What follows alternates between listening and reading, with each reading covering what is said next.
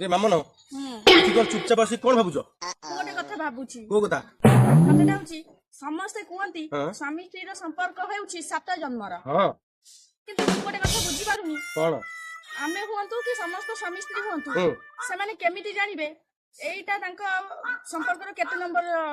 ଜନ୍ମ ବୋଲି देख तुमको कहूँ सांग मैंने जो देख से कहूँ भल शुणी रख जिते बड़े तुम स्त्री तुमको कह तुम कथा मुझे बुझीपारूनी तुम केमिका मनुष्य के जानी जिते एक कथा कह जान प्रथम जन्म चलती 7 जन्म भर पुणी जिते तुम स्त्री तुमको कह तुमको तुमको चिन्ह नहीं तुमको हाड़े हाड़े चिन्ह तुम केमिका प्रकृति लोक जानी जानव से 7 नंबर जन्म चलती एवं तुम मत कह आमर कौ जन्म चल तुम निजे भाव तुम कौन कौन कौच 7 नंबर जन्म चलती